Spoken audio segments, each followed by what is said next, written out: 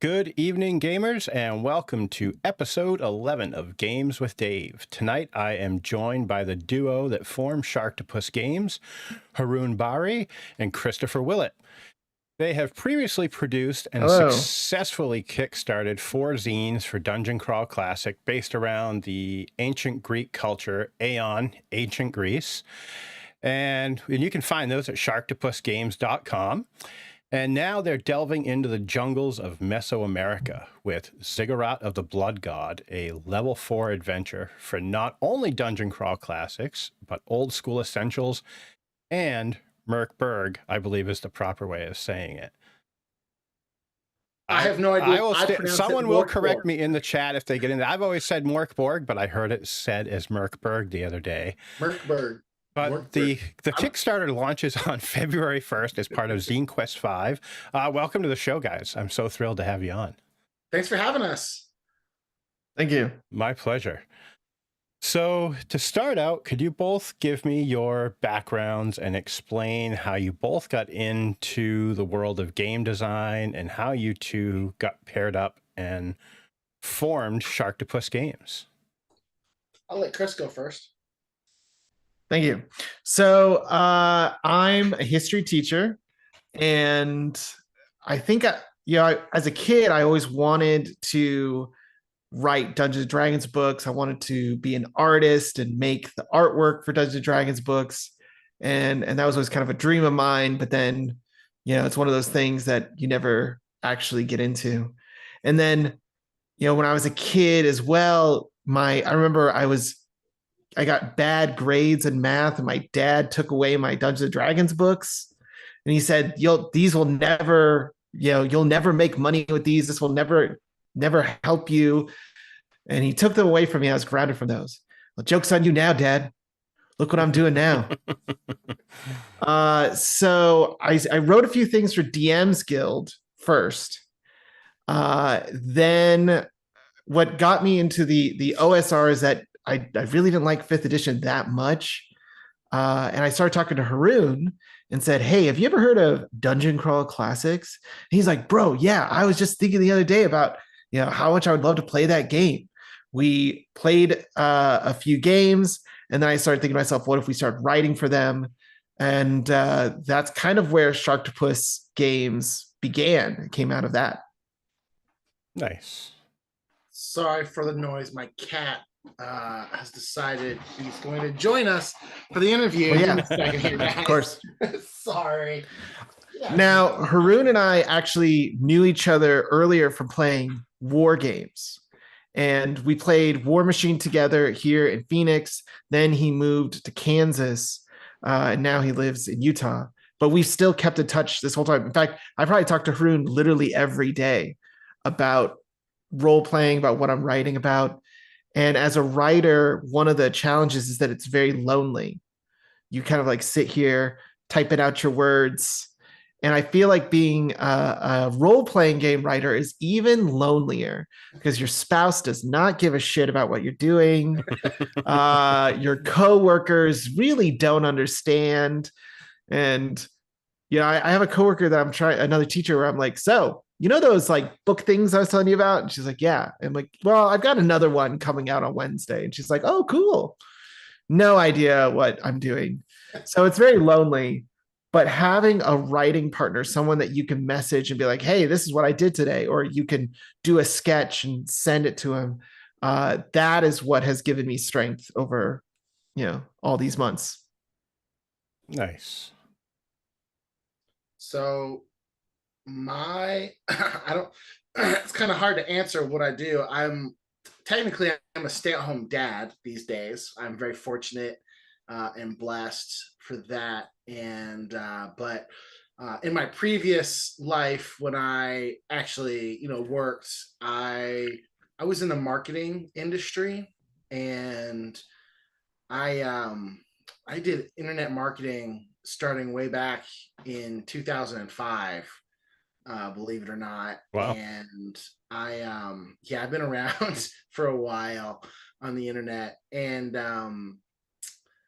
I used to run a marketing department and was the Man, I've done so much. Like I've done business consulting. I've done at one point I worked um, for one of the top direct response marketing firms in the world, and kind of cut my teeth with that. And we would do, you know, multiple six-figure, seven-figure, product launches and things like that.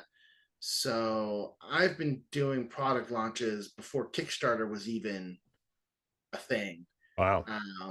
And, and then I was like, my last job was in Phoenix. I was the chief marketing officer for a tech company. And now I am absolutely blessed to not be doing that. And instead I get to hang out with my kids and teach them fun things like the alphabet and reading. And we're gonna get into some miniature gaming here. And eventually, yeah. Oh yeah. How to roll up a character. Oh yeah, roll that level 0 funnel for me to crush.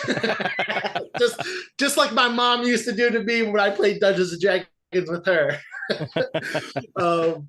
Sharktopus Games, like Chris had mentioned, came about a couple years ago when we got to talking about writing adventures for RPGs.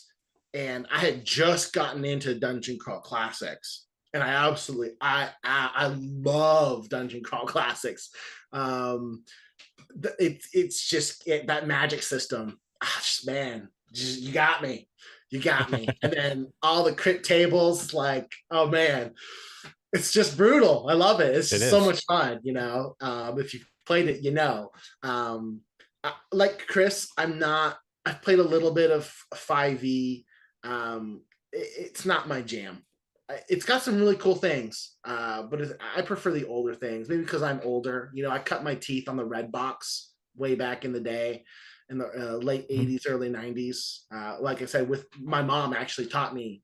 We used to play Dungeons and Dragons together, and she was a ruthless DM. Like, just because you're 10 years old, I'm not going easy on you. Like, it was utterly brutal. If you remember the adventure with the rust monster in the red box, that rust monster is my nemesis. Like, good grief. So that's kind of how Sharktopus Games got started. Chris and I were talking about running some adventures, and I had bought the .com domain actually a year or two prior, but hadn't done anything with it. And I figured that's the perfect time to do something. Let's do it. And so here we go. Now we've got Sharktopus Games, and we're 4 zines in deep, and on our 5th with Ziggurat of the Blood God. And we're expanding from just Dungeon Crawl Classics into Old School Essentials because it's a really cool system. I really like it as well. It has that great old school D&D feel that I love. And then, of course, Mork Borg. I apologize if that's not how you pronounce it, but that's how I pronounce it, because I have no idea how you pronounce it. But I really love the art style of Mork Borg, and to me, I know some people don't like it, but I love it. I like it. Nice. So how did the name Sharktopus Games come to be? So I got into, one of my other hobbies is 3D printing. And I'm a little addicted, as you know, Dave. I've got several printers. Years ago, I was surfing through one of the STL file sites, and I came across this guy who had modeled up a Sharktopus. And it, like, the moment I saw that, it was like my spirit animal and I found each other, and we just, like, I was done. Like, Sharktopus, yes, I'm all over this. And I just adopted it, and I loved it. I printed actually several out just for fun. And I think a week later I went and bought sharktopusgames.com because I couldn't sleep. It just kept ringing in my head, And then, like, 2 years later, Chris and I connected about writing RPGs, and I was like, well, now's the time to use the .com because yes, Nice. that's kind of how it just serendipity, I also drew the logo. Yes, I sat and designed the logo for Sharktopus. Thank Really? you. I love that logo. That is a great logo. Yeah, Chris killed it. It's great. Awesome. So we can jump right into Ziggurat. This is a. Were you going to say something, Chris? Its code name is Ziggy. Ziggy. All right. So we'll go with Ziggy. When we were talking to each other, and of course Ziggurat of the Blood God is a lot to write out fast. We started calling him Ziggy. Yeah. And we'd refer to, let's do this for Ziggy. Let's add that to Ziggy. I love it. So this is a pretty dark and demented adventure that I think every judge and GM out there and even players alike are going to love. Can you guys give me a brief synopsis of the adventure? Yes. Absolutely. So the adventure is designed to kind of be a standalone thing. You could drop it pretty much anywhere in your world where there's a jungle or something upon those lines. And there's just a big pyramid. And when you climb up the stairs, you go down into the pyramid. This pyramid was built by these people called the Talaka people. The Talaka are strongly inspired by Mesoamerican societies like the Nahua. The Nahua are the ethnic group that the Aztecs come from, and then also the Mayans. So they're kind of like all of that blended together. So the Talaka people worshipped these gods, and their most important one was Ichtaka, the blood god. So this whole temple is built around collecting blood and offering it to their blood god. Nice. So with this being designed for 3 systems, which in itself seems like a very daunting task, how long did it take you from start to preparing it for launch on Kickstarter? Yeah, so I pitched this idea to Harun way back in March. One of the things that I do a lot of times, I'll just do exploratory design where I just write ideas and see what happens and see how much I like them. And I'd been thinking about the idea, it might have been Harun who suggested, what if you wrote something that was not ancient Greek related? And I was like, okay, what would that be like? I did originally write it with Dungeon Crawl Classics in mind. So I thought, okay, I want it to be weird. I do want it to be demented. I'm glad you used that word to describe my ideas. And then I wanted something that obviously would tie in a little bit with my love of history. But unlike in Aeon, I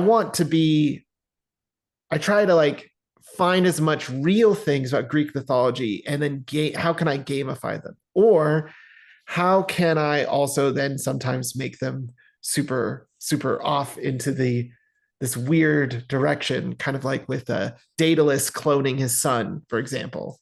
It's a real weird direction that I took the myth.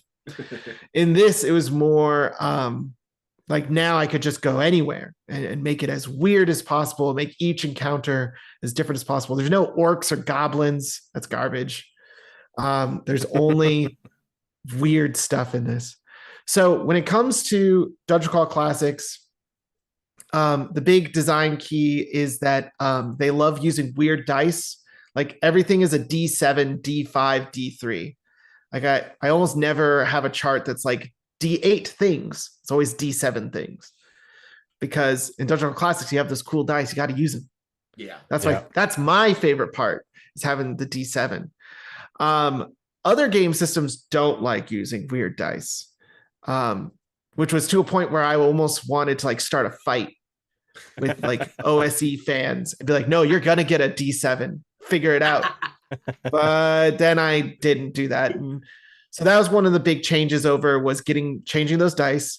The differences between these two systems is that OSE is very much like that old system of D&D with Thaco, which could be pronounced multiple ways, apparently. I didn't know that was the thing. THAC0 and different AC. Instead of it going up, it goes down. So that's what makes OSE different from Dungeon Crawl Classics. Dungeon Crawl Classics has a lot of the same concepts, like class and spells and monsters, but the way all of those things work are all actually quite different from Dungeons and Dragons, right? So with OSE, I started with the monsters, converting over the monsters from DCC stats to OSE stats, and then converting the saving throws of any sort of special attacks or spell effects, or there's a lot of charts where you like eat mushrooms and then weird stuff happens to you. And some of them are good things. Yeah, they are. Those mushrooms. Some of the results are, got to reward the players for taking risks, right? So yeah. Almost everything that you like mess with has positives and or negatives. So I had to sit there and change that up. And then a lot of times there's things that affect that deal out like ability damage. And that ability damage is different between Dungeon Crawl Classics and OSE. But both systems are kind of deadly. DCC kind of like revels in the deadliness. They're like, yeah, let's do it. And maybe OSE is a little bit less. And then Mork Borg is a fascinating system that I've been kind of like reading up more on, writing. Obviously, I'm converting this. I kind of want to write a new thing for it. And we're not going to talk about that. But the thing about Mork Borg is that it's not necessarily that complex of a system. The system, like compared to DCC, is simpler. DCC is quite complex. There's all these different subsystems and charts and things like that you can mess with. But what Mork Borg has in common with that is charts. And I love charts that have random effects, random options that I've been on this for such a long time, where I did a game with my students where they got a jar of magical pickles. And they're like, oh, these pickles are magic. And they opened it and they ate one and it healed them. So they thought they were healing pickles. They're not healing pickles. That's just one of the effects. You just ate a pickle that was healing. But the next time they ate a pickle, it did something else. And they're like, these aren't healing pickles. These are danger pickles. And I'm like, yeah, those are dangerous pickles. So the thing about these systems is that while, yes, they are different, they have a lot of the same commonalities. Monsters, saving throws, charts. So this adventure really does... Sorry to interrupt. I'd also go ahead. No, go ahead. I'd also add to that commonality list lethality. Yeah. Absolutely. All three of those systems want that. Yeah, like it really is about playing smart as a player and not just like, oh, I see something, I'm charging in with my sword drawn, I'm attacking it. Like that's a recipe to lose your character very, very quickly. Yes. In all three systems, right? Yep. And that's what I love about those three systems is it rewards intelligent play. It rewards smart risk taking. And your character's not a superhero. And that's my biggest, and I know others agree with me, is that's my biggest complaint with 5e when I was playing. Yes. Like the stuff that my co-players were doing, when I first got back into 5e, like my jaw was dropping. Like I was like, wow, how are you doing all of this craziness?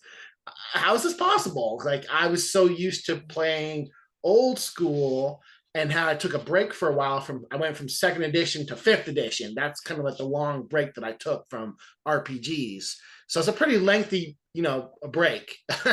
So a lot had happened between then, and 5th edition has some really cool elements to it. I really like the idea of the subclasses. I like the idea of characters getting special abilities or special attack forms or things like that. I think that's really cool. I really like that. It's like a video gamification, right?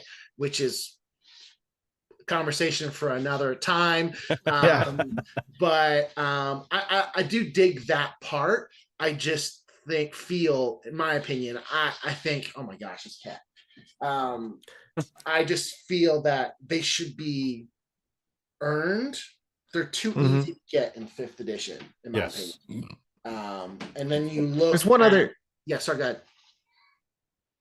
No, finish your idea, then I have a thing.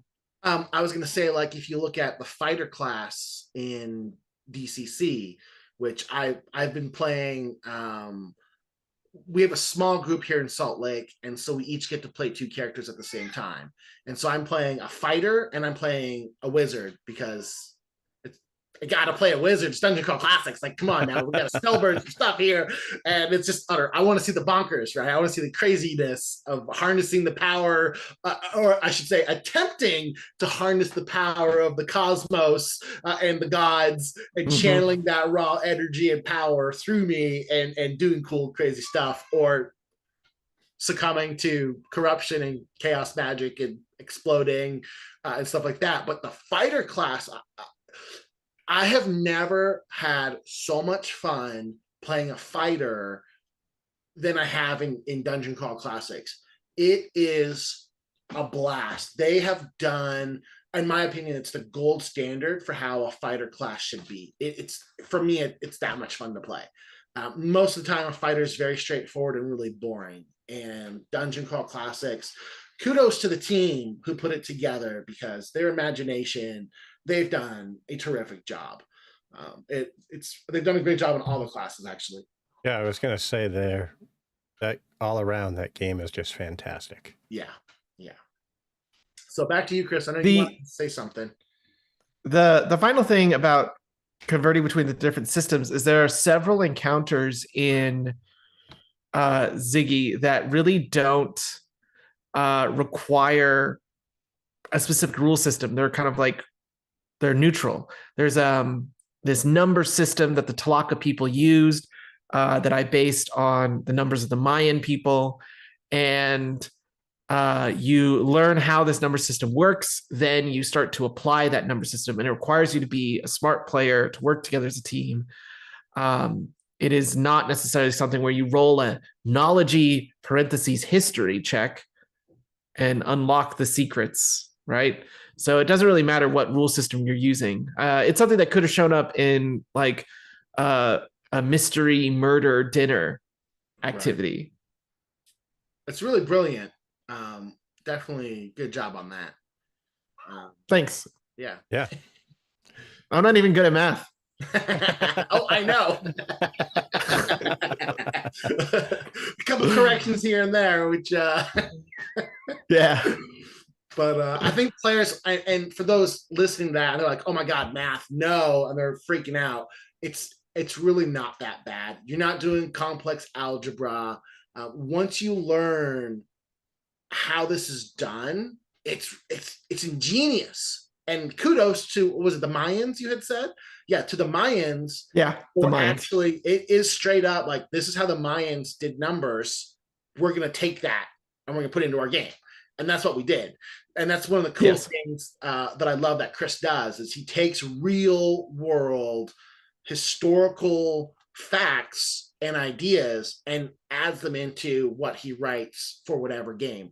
And so once you learn and see how like this math is done, it's really, really cool. And then you get to apply it to these puzzles in the adventure. And if you get it wrong, cool stuff happens. If you get the answer right, cool stuff happens. Cool stuff is happening. I mean, I may not be cool for your character's health, sure, but it's going to be everyone at the table. Cool for us. Fun. Yeah, it's going to be good. So, aside from the blood god, who is Ichitaka? Without giving too much away, if you feel you can describe him more without giving too much away. So Ichitaka is portrayed on the cover in that beautiful artwork with his giant war club. He is the king of this pantheon of gods worshipped by the Talaka people. There were multiple at one point gods. Now he seems to be the last one, the most important one. He has a desire to save his people, his gods. He has motivation as a antagonist, and this is part of his magic, part of his being revolves around blood, because that's what keeps him alive. That's what keeps him strong and going as he tries to solve the puzzle of how to save his people. That was the best way I could answer that without giving away a bunch of spoilers. That was really good. That's really good. That was really good. Yeah. Thank you. So there's a big twist halfway through this game. This adventure is written in such a way that it's almost like two different adventures, 2 4-hour games. And you could play the first one at a convention or with your friends. It's kind of more normal. And then there's this heel turn halfway through where suddenly everything you thought you knew turns out to be wrong. Yeah. And then you play that one by itself as well. Weird. Oh, it does get weird. Awesome. That's when it gets real weird. Yeah. So player characters can actually gain boons from Ichitaka. Can you explain how they work and what a couple of them are that won't give much away? Sure. So there are several parts of the dungeon that have altars where you can spill some of your blood for Ichitaka. There's a cult of priestesses, human priestesses, called the Brides of Ichitaka. They are willing to collect blood. So this is one of those things where you donate a pint of blood, you get a gift. You could keep pushing your luck, although you only have so much blood in your body. There comes a point where you're not going to be able to squeeze blood from this stone. But Ichitaka's gifts all kind of start to transform you. So for example, one, you just gain 250 experience points. Whoa, awesome. And your flesh becomes moist and clammy. You gain one is you could gain a vampiric bite. Another one, you gain the ability to speak to bats and rats. On the other hand, there is also a chart of Ichitaka's disapproval there, because his presence is felt throughout the dungeon, even though you really don't meet him until the end. So besides being able to receive his boons, there are also curses that you can receive. Things like you have to make a gift of gold to him, otherwise you suffer a bunch of penalties. Or that you are overwhelmed with this desire to spill blood for Ichitaka. So you have to cut yourself. You have to sacrifice a little bit for yourself for him, or else suffer more penalties. Kind of like more like the penalties are more like withdrawals, right? Like DTs.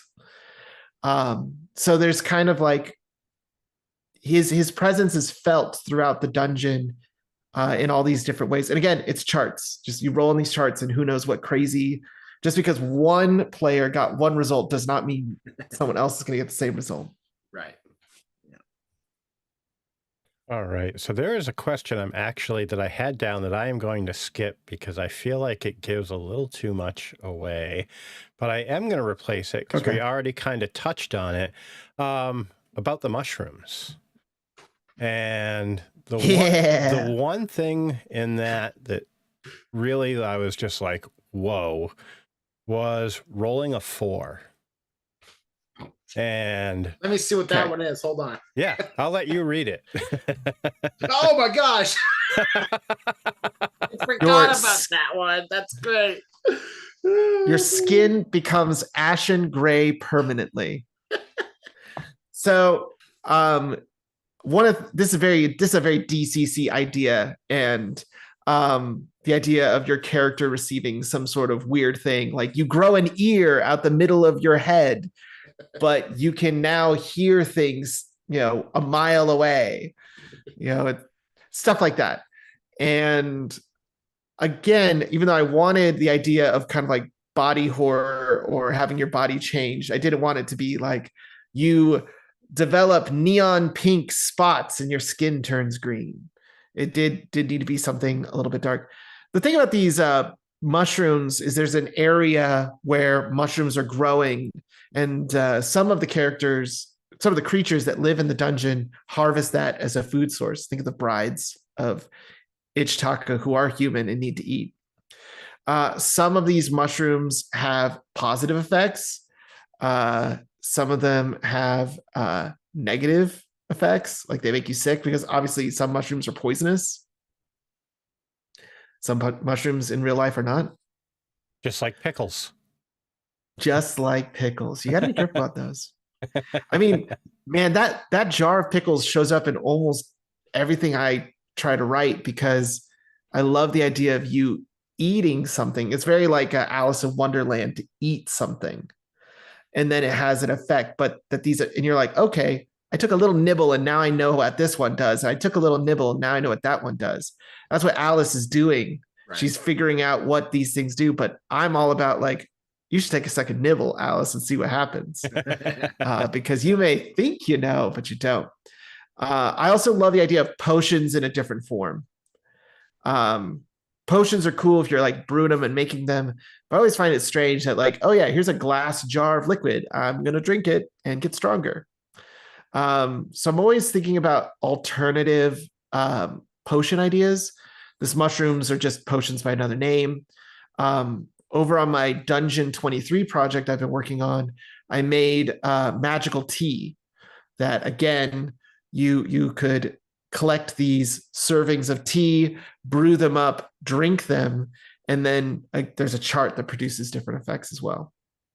What I love about these, and I've had a blast brainstorming ideas with Chris for effects. What I love about this is it really, in a way, it taps into a primal fear that a lot of people have, right? Like my oldest son, he's 6. Oh my gosh, to get him to eat broccoli, like not happening, right?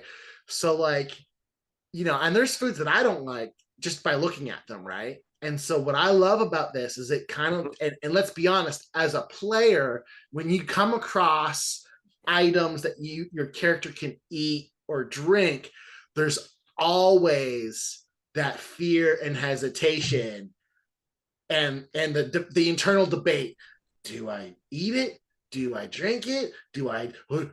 How much should I do this or not do this? Like, and that's one of the things that I love about these charts is, yeah, there's some really good stuff on there that is great benefit for you. And then there's some that just are not. Yep. So it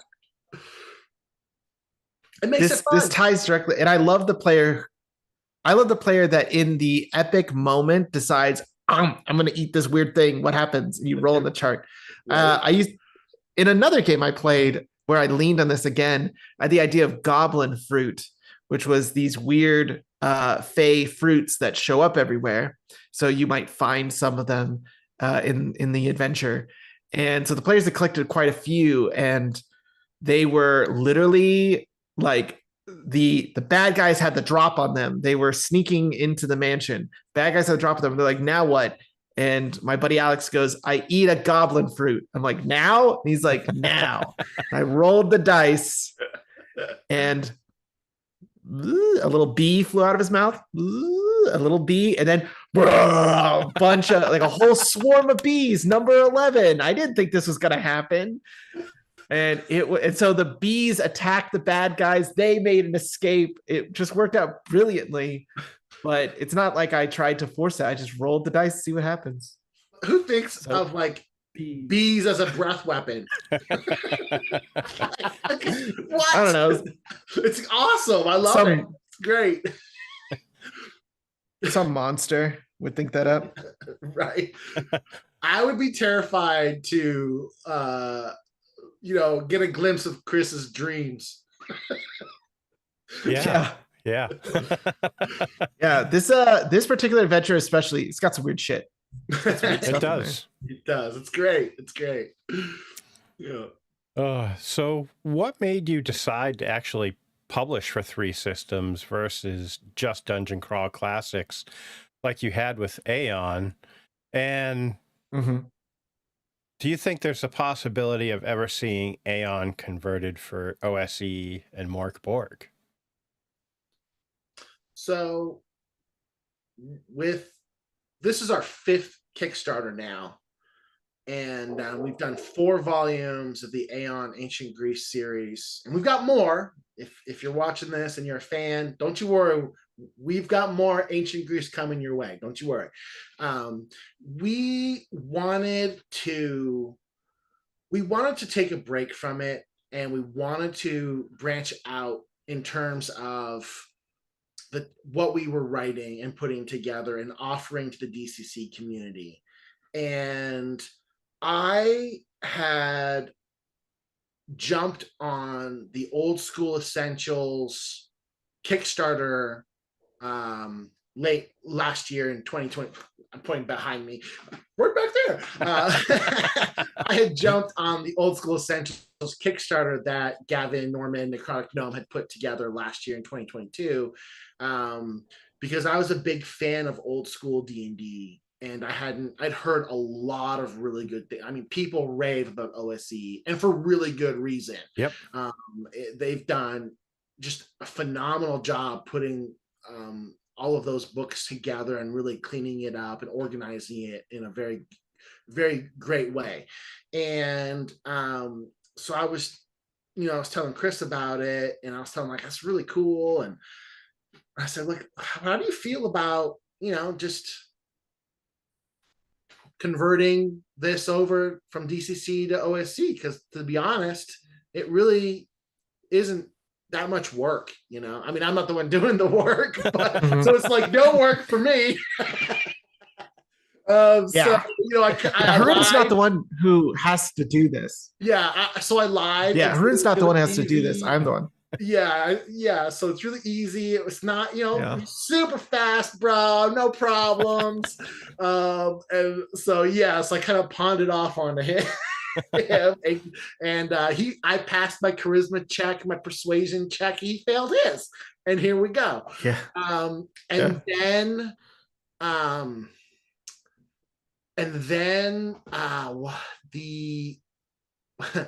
the shenaniganry with Wizards of the Coast happened, and I was taking we were both actually talking about Mork Borg a little bit, because we love gonzo art. One of the things we love about Dungeon Crawl Classics is the art. One of the things we love about OSE is the art. Well, like I said earlier, one of the things we love about Mork Borg is the art. And again, I floated the idea over to Chris about, what if we also added Mork Borg to for this, conversion? And he, like a madman, agreed. The man's not right. That's all I'm saying, guys. Yeah. And so that's kind of how we ended up going from just offering for DCC to also offering over to Old School Essentials as well as Mork Borg. Was just a kind of a desire to share our gonzo-ness in a way with others who might also appreciate it, Now, for the question about, switching converting Aeon over, I'm not against the idea. My eventual hope for Aeon is that, we still have two more zine issues that are mostly written, because I work very far ahead. I write these things. We don't do a Kickstarter till everything's written. Yeah. But my big dream is to have a book, like a real physical, large size book. And that would be pretty cool. Switching over to OSE, there's things in Aeon that don't really crossover, like the zero level funnels or patrons, stuff like that. But monsters, there's those, stuff like that. Spells, those things could all probably get converted over. So I don't know is the answer. All right.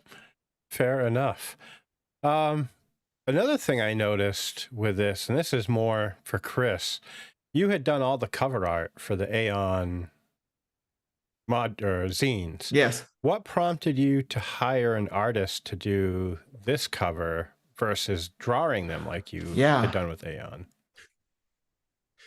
Well, Harun was the one who had pitched me over the idea, showed me Simone's Instagram with all of their artwork,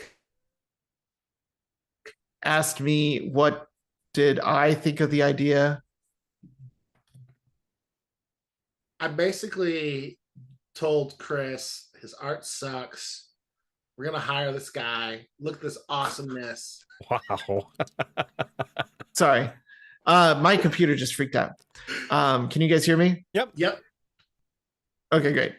Because I definitely heard the part where Harun said that I'm trash. Anyways, he pitched me this idea, and I really did like Simone's art style a lot. And I thought that it would be more fitting for kind of the darker, more deranged tone that I wanted to have. And I think Simone did an amazing job. I love it. I love that cover. I still did the interior artwork.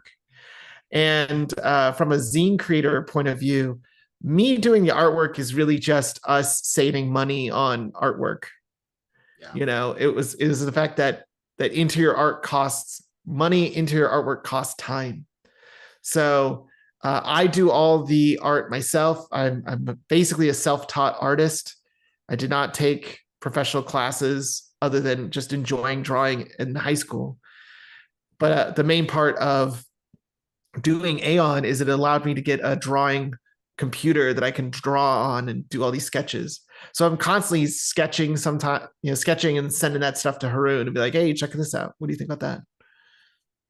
Nice.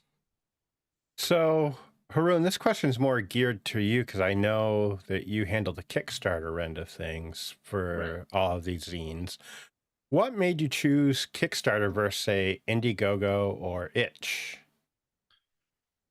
That's a good question.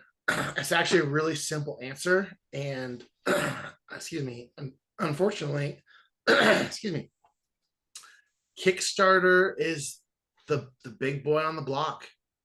And they really do a really good job of promoting people's projects, especially those that are getting traction. When we did our first Aeon zine, we had gotten so much traction from, and this is all due to the dungeon called the DCC community. So thank you, each and every one of you. Like, yeah, you're responsible for this craziness.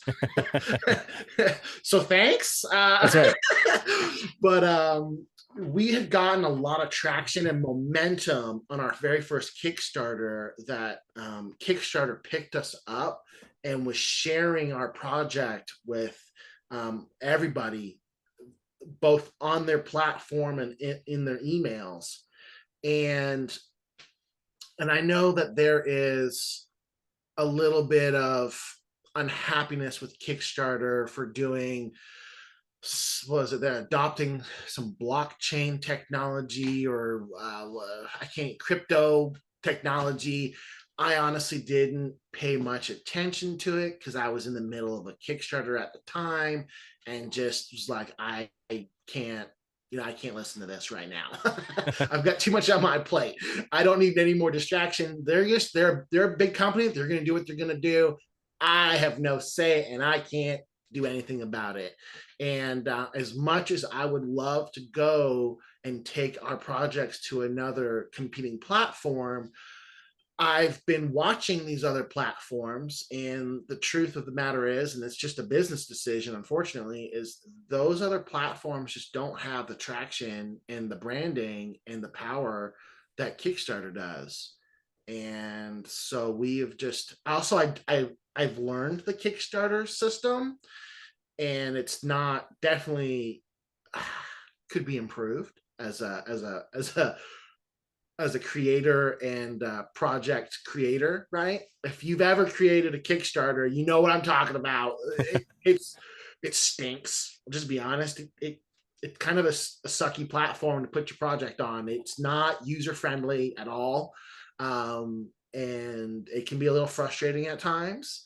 And maybe the other platforms are better. I don't know, but until they get more traction, it's more of a case of like we're stuck with Kickstarter in a way. I watched, and for those of you hating on me, I'm sorry, but I watched a very well-known creator, not even maybe 4 months ago, maybe, because we're filming this almost February 1st, 2023. So we're talking about 4 months, and he did a new project, and he had moved to another platform directly because of the drama and the drama, believe it, drama that Kickstarter was doing. And I watched this guy's project do a third of what his first project did that he did on Kickstarter. And we're not talking small numbers here. Chris and I were peanuts. We're not even peanuts. We're like pistachios, maybe lentils. You know, we're nothing. We're nothing. You know, and we're okay with that. We just got started. We've only it's only been like a year. We've done some great work and gained some momentum. But I mean, this guy was doing some. We would be dancing in the street if we did those kind of numbers that he had done on his Kickstarter project. I mean, some awesome numbers. And then he did a third of that on his last project. And I can't help, I'm looking at this strictly from a business standpoint, and it's a shame because I've bought 3 or 4 of his products now, and they are all just top quality, amazing work. And his last Kickstarter project it's all RPG related, so it's the same space. And his last book, I missed the Kickstarter, so I hadn't heard of him, and I hunted down a physical copy, and it took me like 5 days, I have kids, so I only get a little bit of time in the day when, because they're driving, they're chasing me around the house, and I'm chasing them around the house and trying to keep tabs and making sure they don't kill themselves and each other, right? So I'm here Googling up stuff. I'm asking questions in the Facebook groups. So anybody got a lead where I can find this book? Because I watched a video of this guy on YouTube who did a review of this book, and it was just it was right up my alley. It's the exact type of RPG books that I love. And lots of great ideas to bring into your own campaign. It doesn't matter what game you're playing, right? If it's a fantasy-based RPG, this guy's book, for me, it's at the top. It's got to be, you got to have this book. And I want to share this with you guys, but I don't want to out him out, kind of a thing, because I feel that he made a mistake leaving Kickstarter, unfortunately. And I'm so excited to get his next book. It's coming in weeks. I'm so pumped. We spend a lot of time talking about kind of the business of self-publishing, RPG stuff. And this is the benefit of having a partner. So I do a lot of the writing and all of the artwork, but Harun has kind of this business side that he handles, doing all the writing all the copy for our Kickstarter, doing all the planning. What about and coming with the product ideas? Hey, what about this? What about what do you think about doing this, or what do you think about doing that? He's always coming up with those ideas. Or, hey, do you think you could do this? And I'm always like, are you freaking kidding me right now? Drive him crazy. Poor guy. I think my favorite version of this is that Zine Volume 3 was supposed to be about the underworld. And he said, we really should do Zine Volume 3, the monster manual. And I was like, dude, we can't do that one because that one, I planned on that being the fourth one. And I thought I had time to write these guys. I'm not able to come up with just a bunch of monsters, just pull them out of my butt. And then he's like, no, we should do the monster manual. And I was like, that's impossible. And then I sat down and did it in like 3 days. I was like, well, okay, never mind. We could do the monster manual. Yeah. Yeah, that's the one. Yeah. And that was actually Volume 2. Chris has got the numbers mixed up. But yeah, it was going to... Was it? Yeah, because it's double the thickness. I remember this because it's double the thickness of our first volume. And also because our Ryan, our print guy, was like, don't go any more than this. Yeah. You cannot add any more pages to this because I cannot, it just won't staple shut. Like it will explode on people. So we literally Volume 2 of our Aeon series is basically a Greek themed monster manual, as Dave knows, because he's a backer. He's awesome like that. Yay! And so it's a monster manual, and a monster manual is, you got to have a lot of monsters. So I had asked Ryan, who's our amazing print guy. He's literally 2 blocks down the street from me. Super nice guy. And I asked him what the max number of pages was for a zine size, right? And so he told me, and that's what we did. We maxed it out, and he told us to maybe next time cut a couple pages out to make it easier on him. So, that one there's pretty chunky, but yeah. And so Chris knocked that one out of the park. It was awesome. And from a logic standpoint, I was like, we need to do a monster manual next. Like, it makes no sense to skip that and make that number 3 or number 4, because if people want to run this setting, they need monsters. We gotta give the people monsters. Yep. And I can be real, as you can tell, I can be really persuasive, I guess. And you can I have a high charisma stat. And Chris has like a low int stat, or wisdom, so he's really gullible, and he buys into what I say. There it is. Oh, jeez.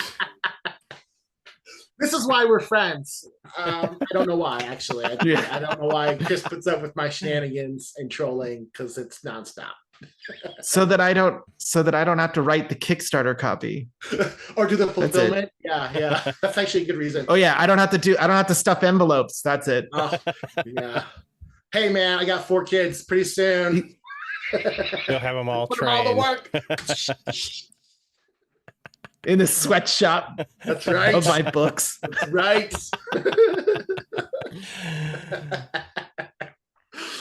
So can we expect to see more adventures based around the Mesoamerican culture in the future?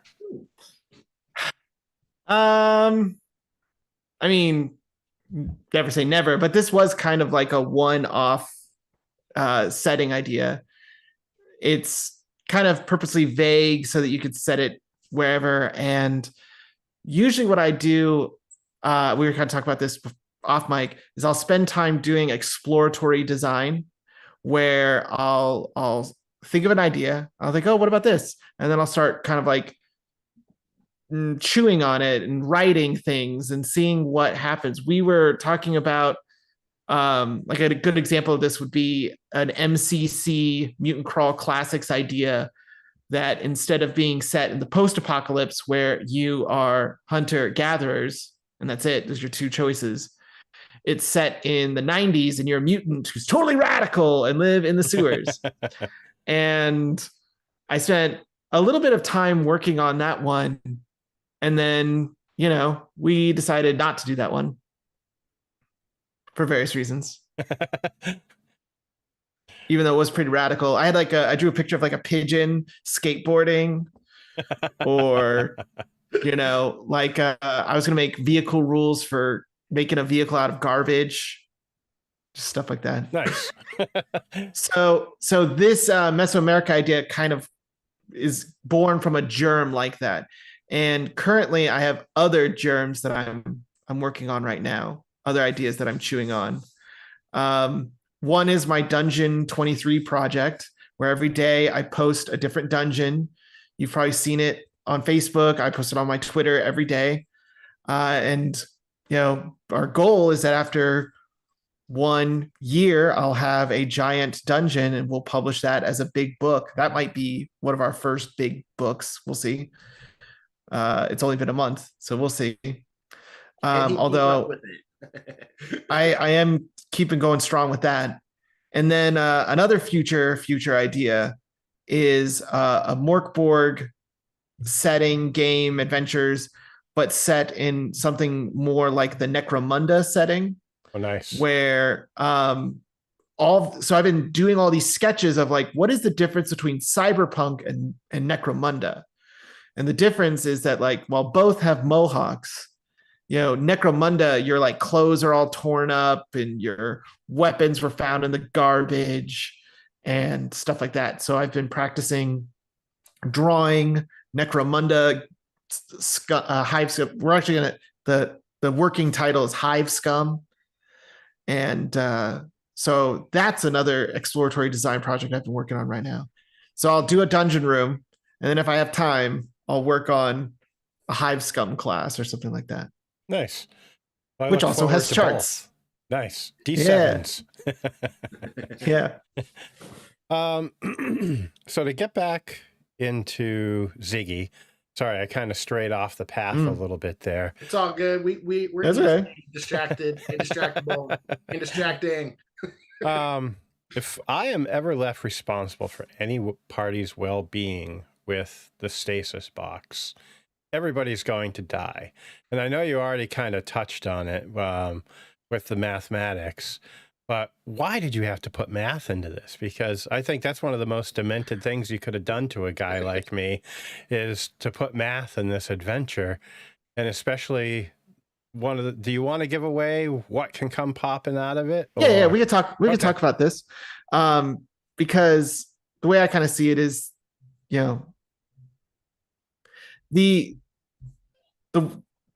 this stasis cube is a chest that holds whatever is inside. It's about 1 foot by 1 foot, holds whatever is inside of it in permanent stasis forever. So if you put an apple inside it, it will never go bad. Okay. And there is a code, kind of like for your gym locker. You have to sit there and dial in the different numbers. They're the Talaka numbers. And depending on what type of numbers you put in. And so this is something where you give them the handout. They sit there fiddling with the numbers. Depending on whatever number they give you as an answer will provide different results. Because again, it's kind of like taking that little bite of the thing, but you take multiple bites and each bite's a little different. So for example, in one version, you open it up and there's gold medallions inside. So you're like, wow, it's a treasure box. In another answer that you put in, it could be a scroll with fireball. That's useful. But in another one, you put the answer in and it is a rabid badger. This badger jumps out, starts attacking you, bites you, and you have to make saving throws or you're going to get rabies. And by the way, rabies is no joke. I researched what are the symptoms of rabies. It's horrible. And it's horrible. And that's going to happen to your character if you're not lucky, if you're not careful. Now, there's so many questions. Why did the Talaka people put a badger inside this thing? I don't know. Nobody knows why they did it, but they did. And he's angry. Now, I also envision that this thing could be used as a weapon. You could shove the badger back inside, close the door. Then at the final confrontation, Ichtaka, god of blood, has been monitoring your process this whole time, starts to get into his monologue, and you say, hey, Ichtaka, catch! And you throw this badger at him, and this god is fighting this badger. And you're like, he's distracted. Grab the stuff. Too funny. That's probably what What's happened. what I love about this puzzle is it's completely non-traditional to a normal puzzle or trap puzzle that you would find in any other adventure or adventure module, right? It For one, it's based on math, which for most people is not, including myself. Let me just be upfront and honest here, not my forte or strong point. And that's kind of what makes it fun. And because Chris and I were, when he was showing me the system, we would like, okay, so now how do you get to like this number? And we would each be like, okay, well, this is how you do it, right? And we would get different results. So then we would like, wait a minute. So we would compare and we'd go back and forth a little bit and like, okay, well, yeah, you had it right. And then, or you had it right, right? And so what I love about this is there's not just one answer. Like the players can put in any answer and they're going to get some results, right? And so it's a very unusual and unique way to design a trap or a puzzle. I'm going to call it a puzzle trap because it's part trap. It's all puzzle, part trap, but also gives you cool stuff. There's rewards. Yeah. Depending what answer you guys put in. So if someone's really bad at math, who knows what you're going to get? Rabies. Right? By the way, if you put in a wrong answer, because that is one of the options, you put in a wrong answer, then you roll on the Ichitaka's disapproval table. And so you receive some sort of curse of Ichitaka for being bad at math. Fantastic. So, yeah. Oh, I love it. So one question that I missed earlier that I want to go back to is, what are each of yours favorite creature from this zine? Mine personally was the Attacatl because it was a catapus. And I saw that and I was just like, hey, this is like the brethren of the Sharktopus. Yeah. So they're related, the Sharktopus and the Attacatl. So what's funny about that, Dave, is that actually, if I remember correctly, it started out as a giant saltwater river, or freshwater, giant freshwater crocodile that was going to stalk the party in the village before they get to the temple. And somehow the giant crocodile morphed into an alien catapus, essentially. Because obviously a giant crocodile is boring. Boring. We get that everywhere, right? Like, bleh. Yeah. We can't do that. I don't know where I came up with that idea of the tentacles. Because we were like, not good enough. Let's do different animals. Let's try something else. And both Chris and I really like the idea, and this harkens back to volume 1 of the Aeon Ancient Greece series, The Labyrinth of Daedalus, with the Minotaur, Asterion. Asterion is not just in one location in the labyrinth. He's moving around.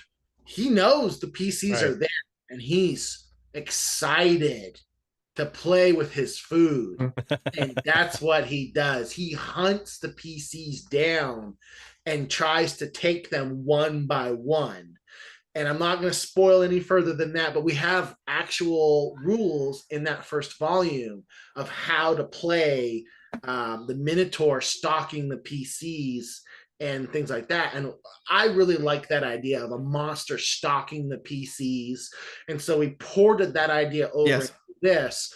And so we wanted a apex predator that was stealthy and would, like, in our minds, as humans, we would relate to like a panther or a tiger, right? Like, tigers are terrifying creatures. Yep. Like, you can YouTube some videos of tigers attacking people, and it's absolutely terrifying. Yeah. By the time and you see him, it's too late, you know. Oh, you're and it's- toast. Yeah. Yeah.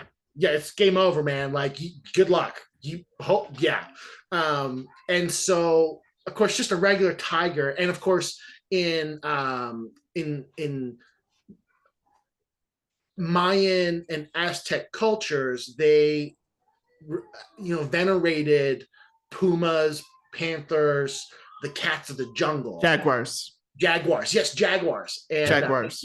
And so so we took that idea, and then what's gonna freak them out? Well, a jaguar's not gonna freak them out. Well, what if the jaguar's got like an octopus tentacle face? Like, yeah, that's gonna freak you out, man. So that's what we went with. And it stalks the players throughout the dungeon and the adventure. It's awesome. So my favorite monster are the brain parasites. And these they're these insects. They're kind of these like fat, pudgy insects. They attack in a swarm, but one of their attacks is that they inject eggs into your head, into your brain. And so if you fail your saves and get ejected, now this egg sac is teleported into your skull. That's how they transport it. They don't insert it. It's teleported into your skull. And now you have this egg creature growing in your head. And what happens is, over the course of time, unless you do something about this, have it magically removed, it will start to get larger. You start to get brain damage from it, intellect damage. And once you reach 0 intellect, the thing bursts out of your head, and now your party has to deal with this thing that's going to try to lay its eggs inside them. So fucked up. Great. No, thank you. But there is a helmet you can get. There are helmets you can find to put on your head to protect you, like tinfoil helmets, so to speak. But there's helmets you can wear that will help protect your head from these disgusting parasites. So to answer your question about my favorite monster, my answer is actually, I'm cheating, because one of my favorite things in the adventure is not actually a monster. It's actually an NPC that the players can befriend. And what I love about it is it's basically an armless, legless C-3PO. And completely stolen and inspired from Star Wars, Empire Strikes Back, right? And where C-3PO's basically got no arms, no legs, they're on Cloud City, right? Bespin, and and so we took that idea and we inserted basically a C-3PO in the adventure, in one of the rooms, and the PCs can befriend them. And if they do that, there's a wealth of knowledge at their disposal, in their fingertips. But there's more than just that as well that it can do. It can do a lot. He can do lots of cool stuff. Nice. And I really, really like that one. It's a good little throw in for Star Wars fans. It's pretty funny. He definitely would help make the puzzles a little bit easier, because he can help translate them. Yeah. I'm also trying to remember his name. Oh, okay. Well, I'm going to find it, because I wrote this. Some of these things I wrote quite a while ago. Oh, here he is. Supposedly? His name is Tepoztli. Tepoztli is that name actually is inspired, Tepoztli, from my favorite Aztec god, Huitzilopochtli. Huitzilopochtli, which I like to teach to my students. I go, oh yes, Huitzilopochtli. So Tepoztli gets his name from that. And then another person who shows up in my lessons, Topiltzin. Topiltzin was he was an Aztec king who tried to move his people away from human sacrifice and worshiping the god Huitzilopochtli instead. Instead of Huitzilopochtli, worshiping Quetzalcoatl. Yeah, I just love this way the words sound. So that's why I was like, no, he's not going to be like beep boop, I'm C-3PO. He's like, I'm Tepoztli. I can't pronounce any of these words. We should have, for a stretch goal, Chris, we need to put a pronunciation guide. Yeah, that's not a bad idea. there's another NPC called Toltatackle. Just fun stuff like that. They're all tongue twisters. They are. That's great though. I'm done with you. The next one's gonna be set in England. Frank, Bob, Mike. Oh, geez. There you go. So, Harun, one thing that you do that I really think helps your zine stand out is these limited edition bring that closer. covers. Yeah. But my lights aren't hitting it right. It's not. Make it shine.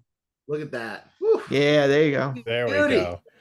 So, they are dead sexy. And how long does each one take? And kind of what's the process for making each one? So this actually was shown to me by Chris and his wife, who is a genius.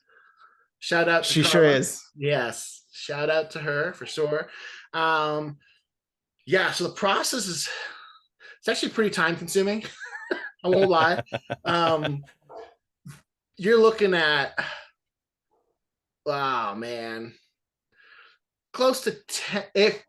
When I get in the groove and I'm flowing, I can knock them out anywhere from 5 minutes to 10 minutes each, roughly. That assumes smooth operations because I got to use like specialized equipment. Yeah, right. And stuff. And sometimes it screws up. And like for Aeon Volume 4, I literally threw out 30 covers because they just didn't meet the quality standard that I've set. Right. Gotcha. I want every cover to be as close to perfect as I can possibly get. And I've been doing this now with four volumes, so I've done like over 400 of them now at this point because I always do test ones, right? And then of course some screw up. So I've probably done realistically over 500 of these gold foil covers over the span of all 4 volumes.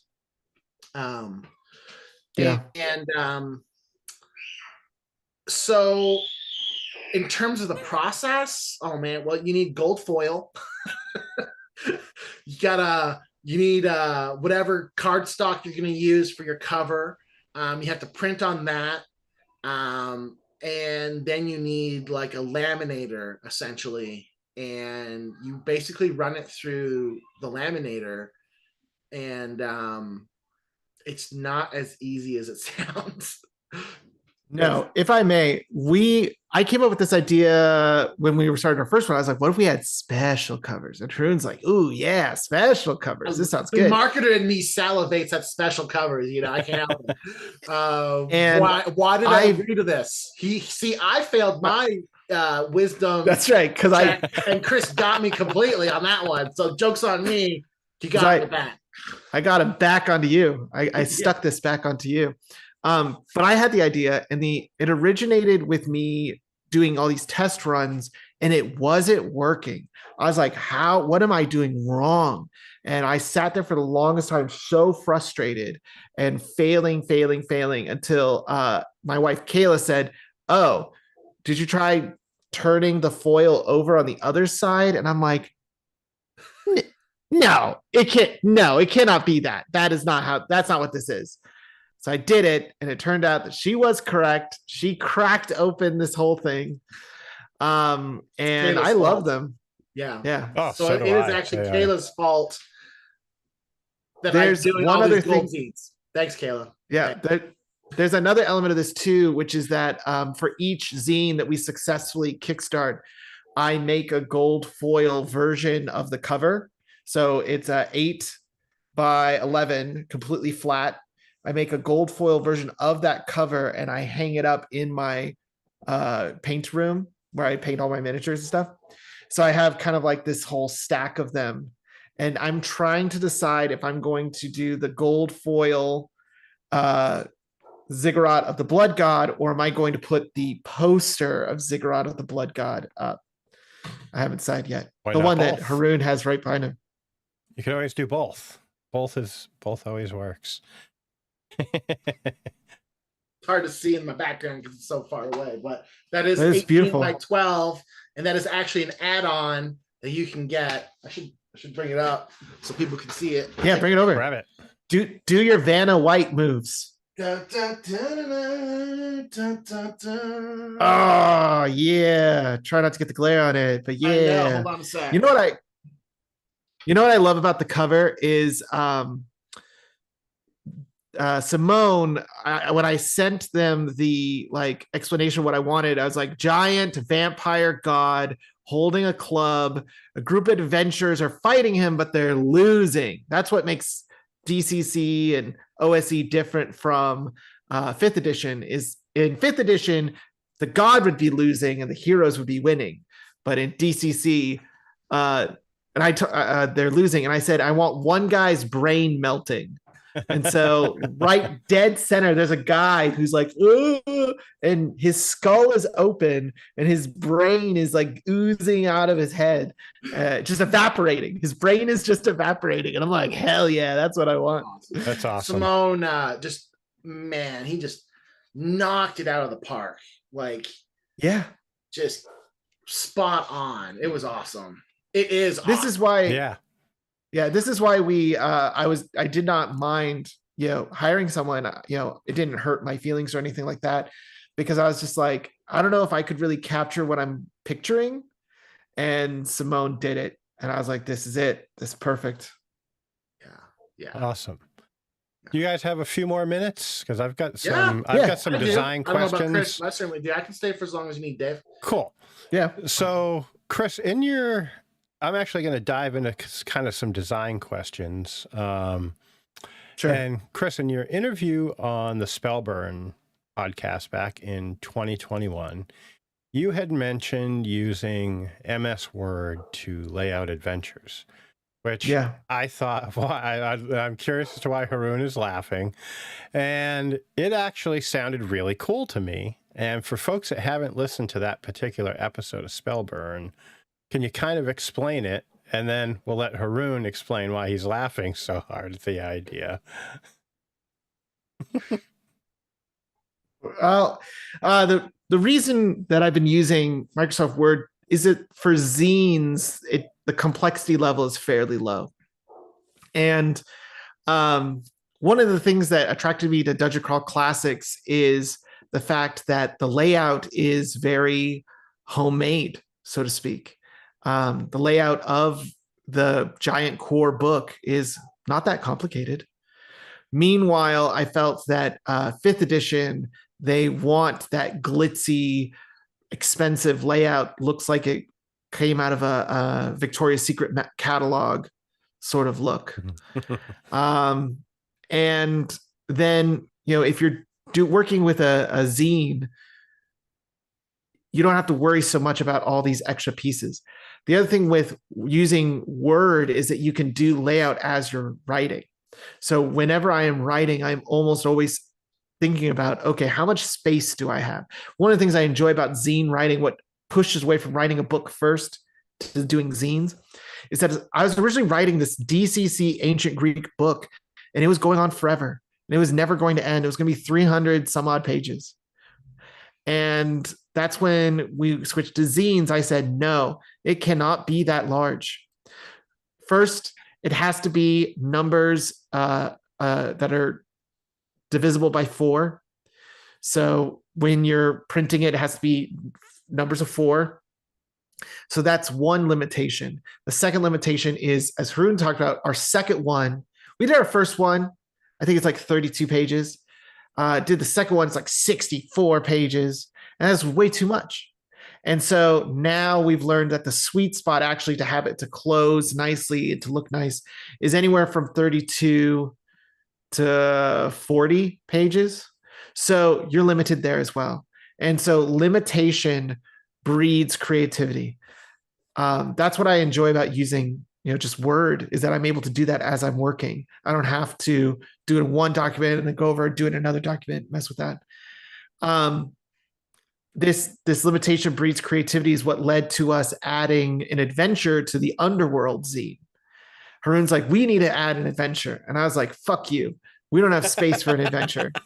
You just can't magically wish an adventure. And he's like, what about a short one? And I said, well, for an adventure to feel satisfying, it would have to be a certain size. I only have, I think, like 6 pages. And so I sat there for a while, or I was like, I have 2 pages, which means we'd have to add 4 pages, would be 6 pages.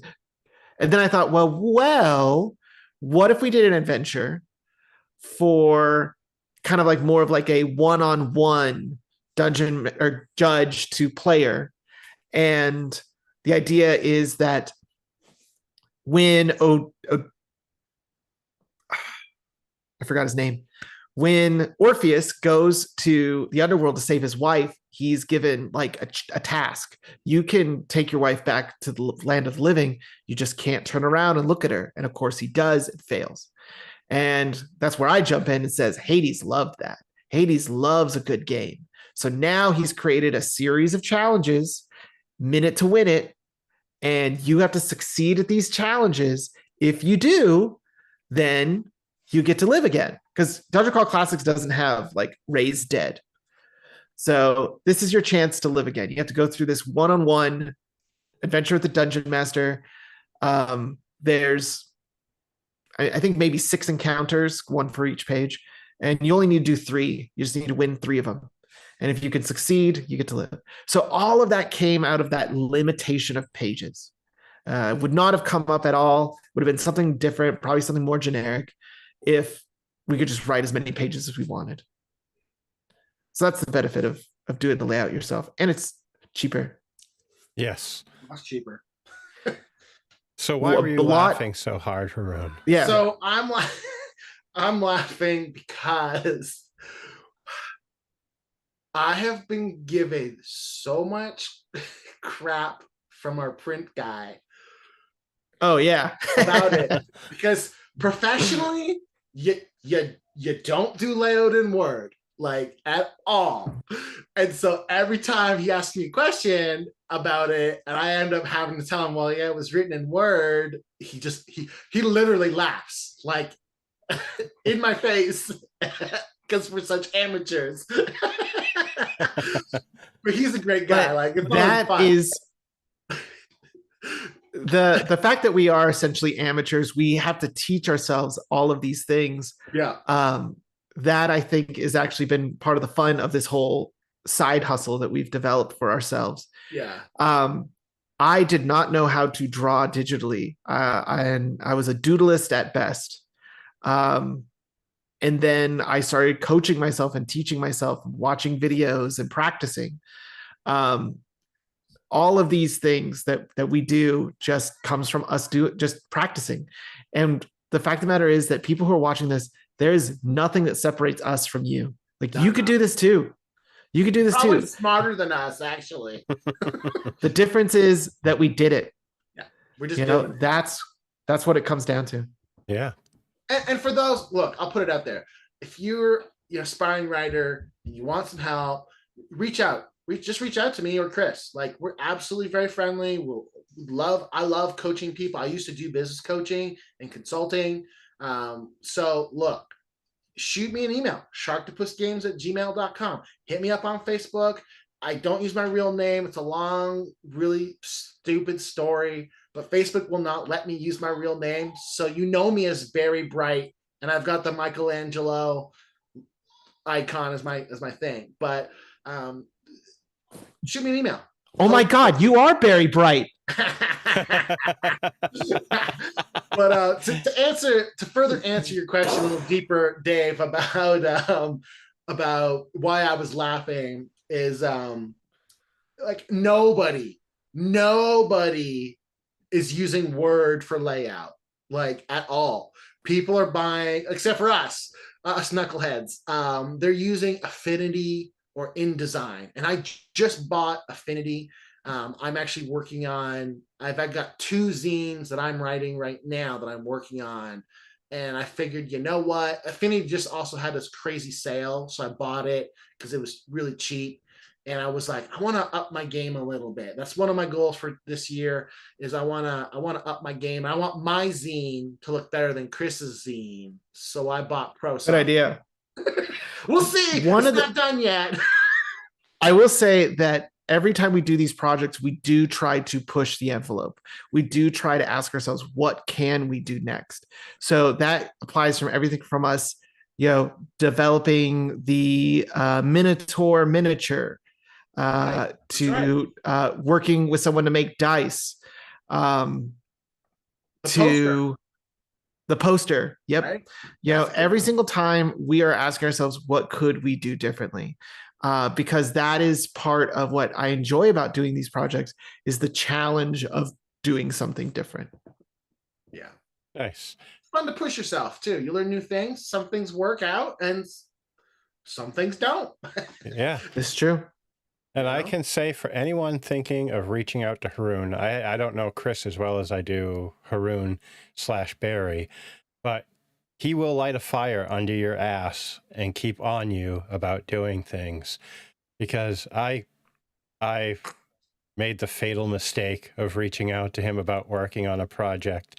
And almost every day now I got, have you put in your 15 minutes? Have you put in your 15 minutes? Right. And I've got to get better at that, which actually parlays into my very final question. There is a blog post that you have up on Sharktopus Games, Chris, called Slaying Your Dragon, where you talk about no 0 days. Yeah. And I'd like to hear from both of you, actually, what you have to say about that concept and how you apply it to what you do. I'll let Chris go first because he wrote that blog post. Okay.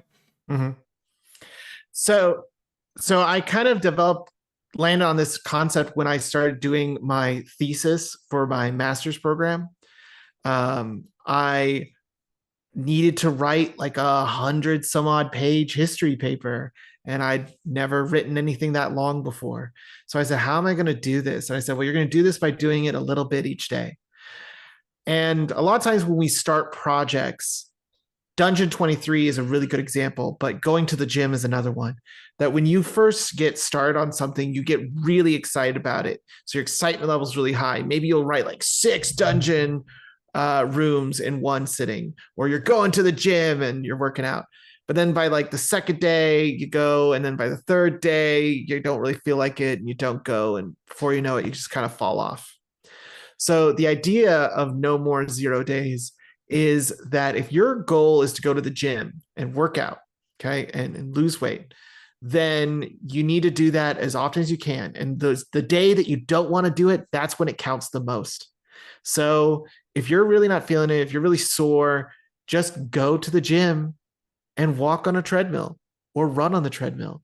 I mean, is walking on the treadmill going to help you build up those sick lats? No. But something is better than nothing. So the same thing goes for Dungeon 23. When you're writing a room, sit down, get one knocked out. Even if it's a short one. I noticed in some of my posts that some of them are longer and some of them are shorter. But in that project, I'm always asking myself, like, okay, even if I'm not feeling it today, I'll just do a little short one. Because something is better than nothing. When you're writing a book, if you're like, I don't have time to write 1,000 words today, well, you could write one word, one sentence. One sentence is more than no sentences. Now, one sentence a day is not going to write your novel.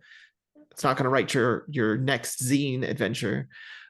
But something's better than nothing. Statting out one monster, that is better than nothing.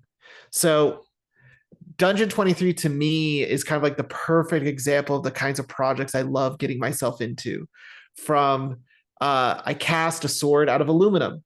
I worked on that. That was not a project that I did one afternoon. It took me months to complete it.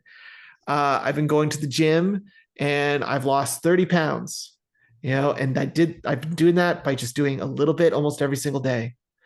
And now when it comes to writing, I try to write something every day, and that leads to zines getting completed, artwork getting completed, all these projects getting completed eventually. So you just have to do something. Something's better than nothing. I say it to my students all the time. This blog post is part of a lesson for my students, which is that if you want to graduate, then you need to show up. Because if you don't show up, then you're not getting anything done and you're not going to graduate. What are you doing right now that's going to help you graduate? Is sleeping in this class going to help you graduate? Is not turning in your homework going to help you graduate? Now, turning in one assignment will not help you graduate, but it will get you there faster than doing nothing. So do something. Something is better than nothing. Yeah.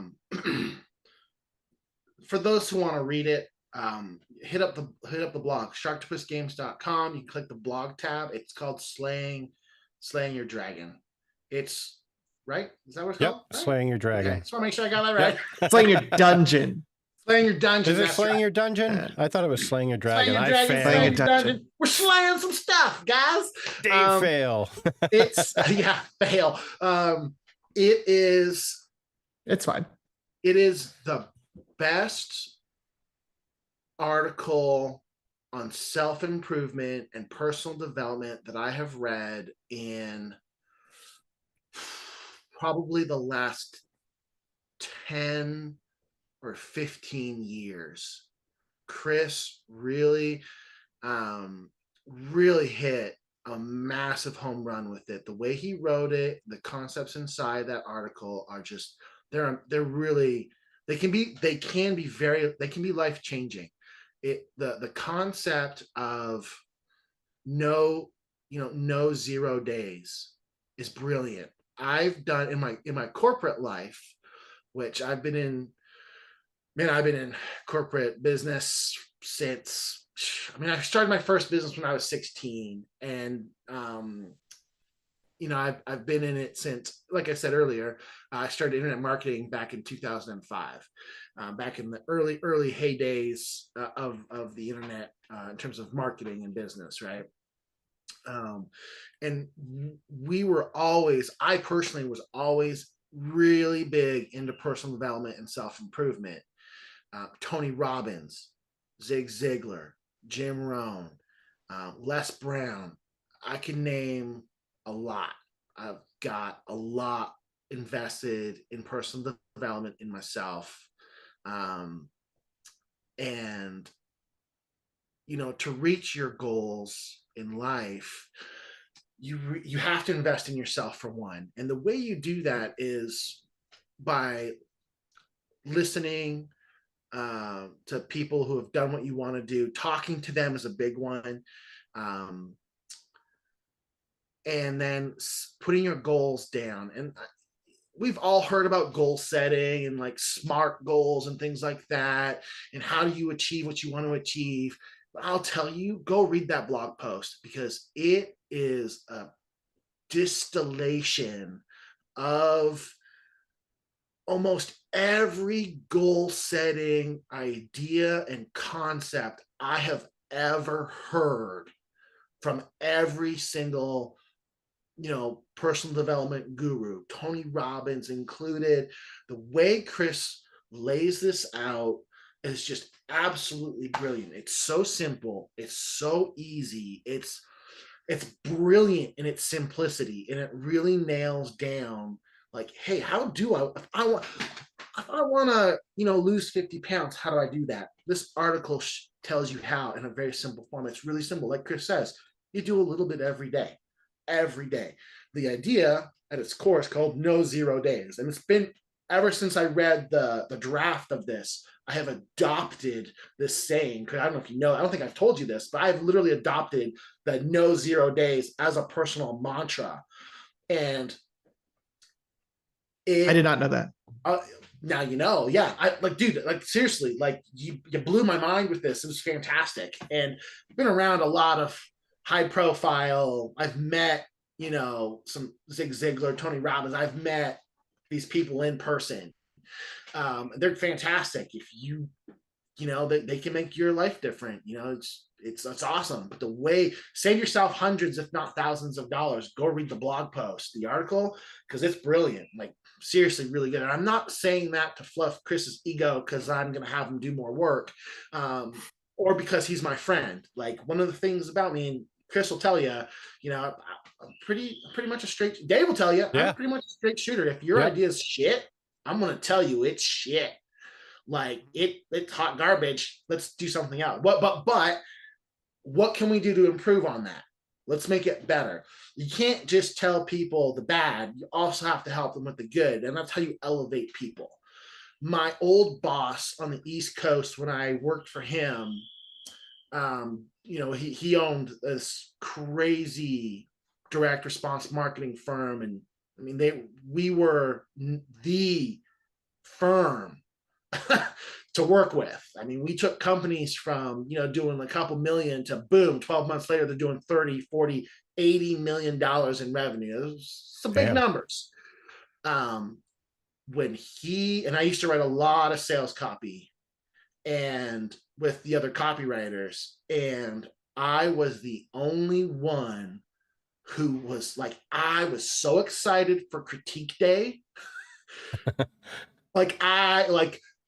Wake up early, get to work early, skipping to the meeting. I was so excited.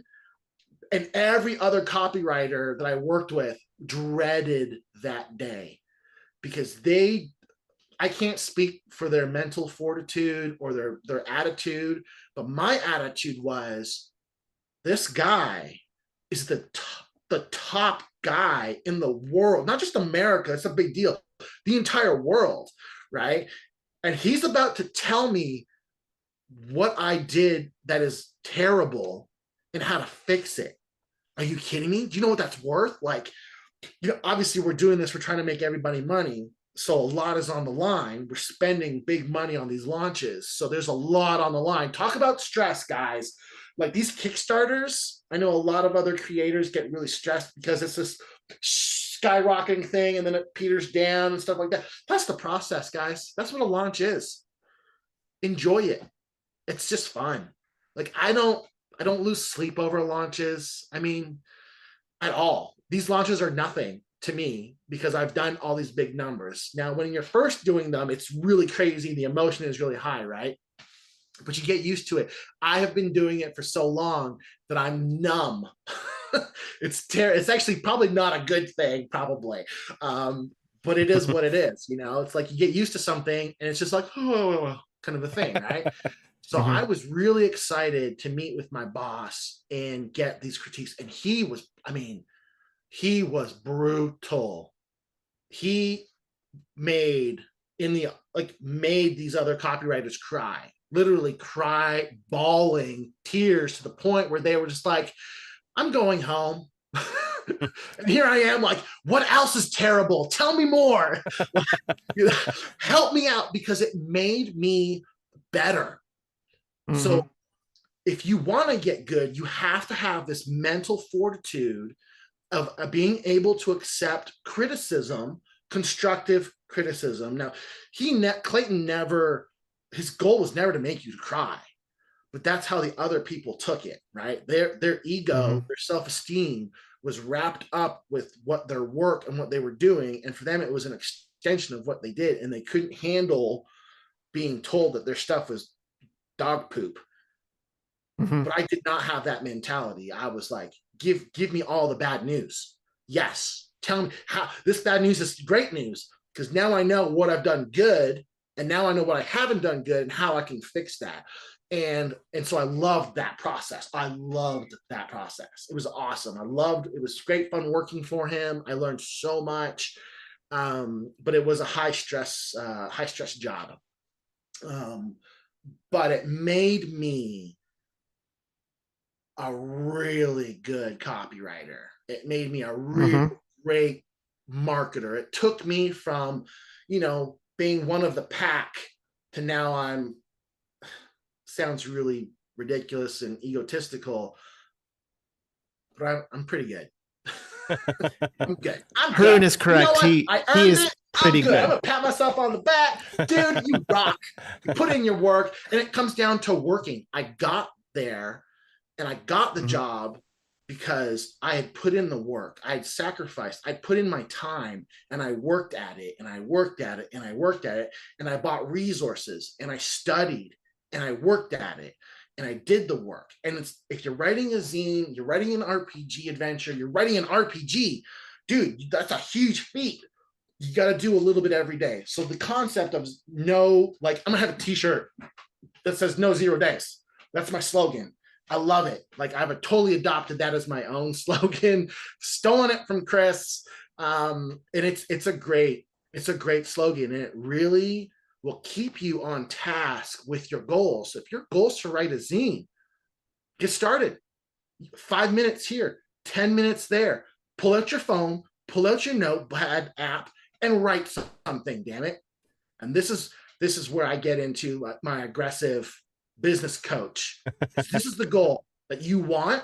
I'm going to push you, and I'm going to prod you, and I'm going to poke you, and I'm going to annoy the shit out of you for your own damn good. And when the process is done, you're going to thank me for it, because you will have reached your goal, and you're just going to be pumped about it.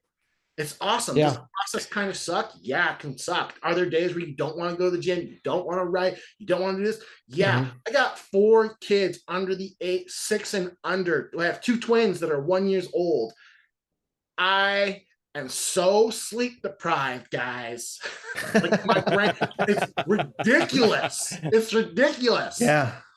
But you know what? It's not an excuse. These are things that I want to go do. I have to make the time. So if you really want to hit your goals, it's a matter of being disciplined, a matter of being determined, and saying no to life.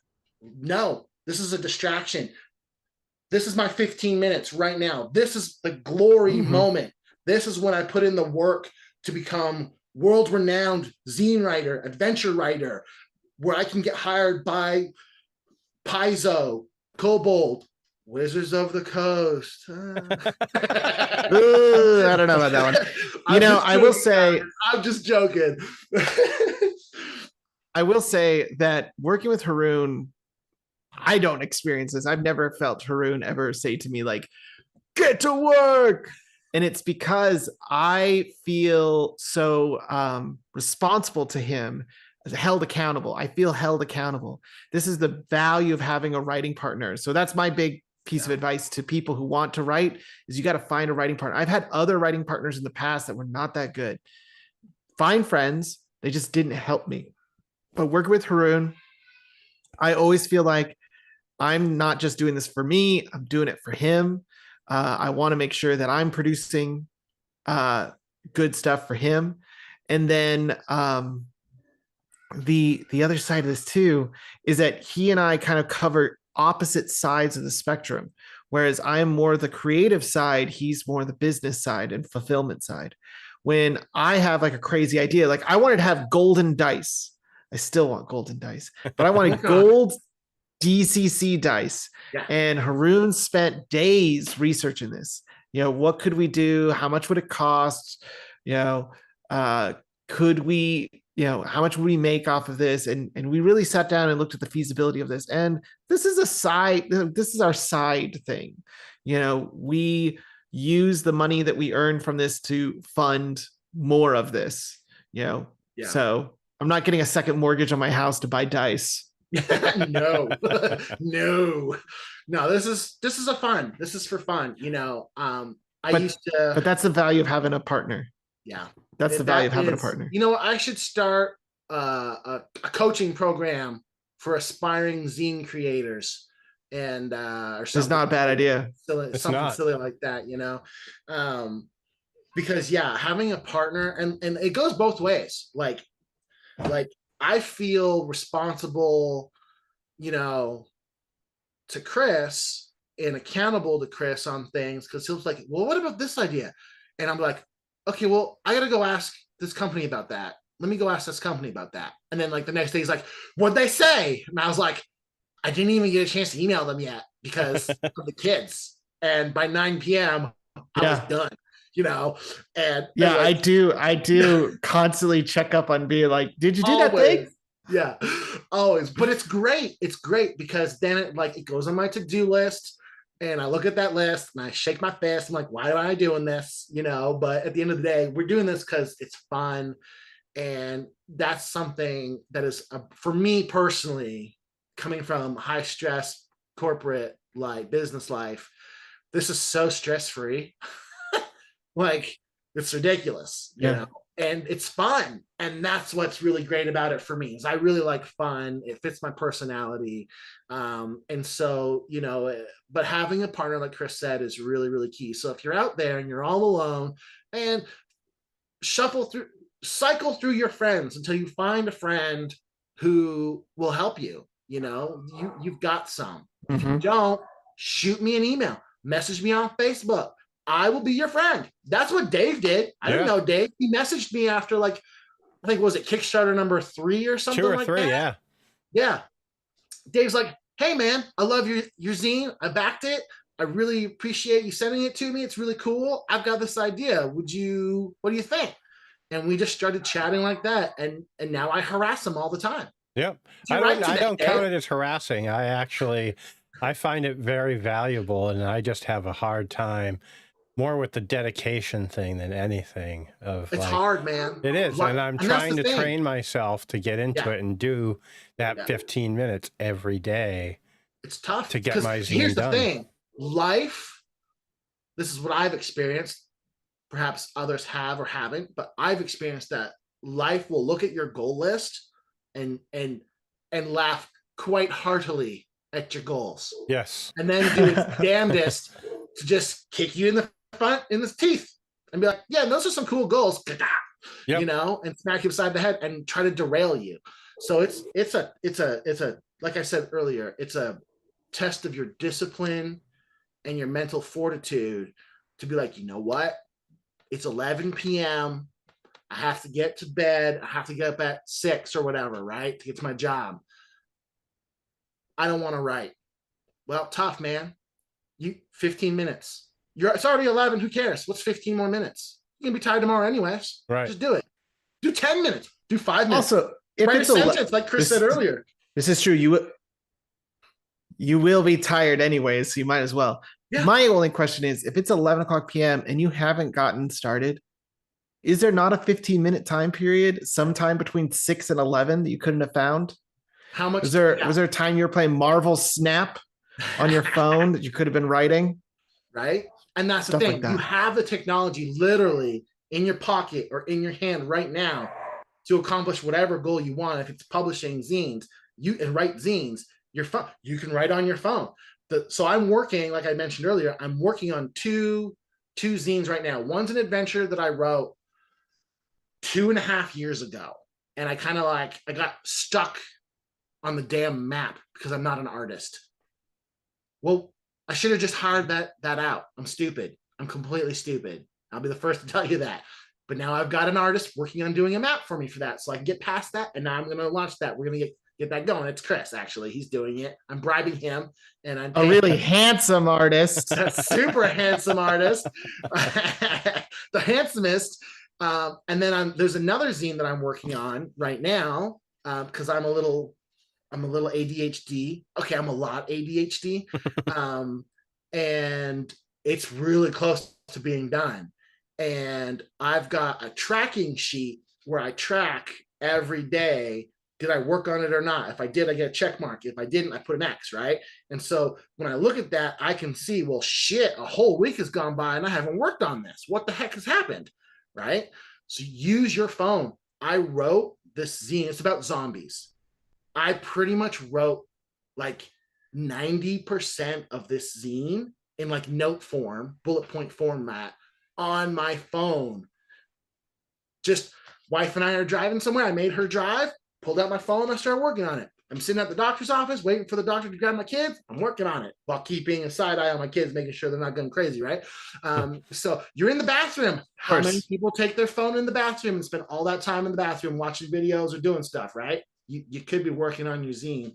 I'm just saying, like, we all wait, and I'm not perfect by any stretch of the imagination. I'm not some like uber productive dude. I'm actually really lazy, um, super lazy, and but it's a matter of like, what do I want to do and accomplish?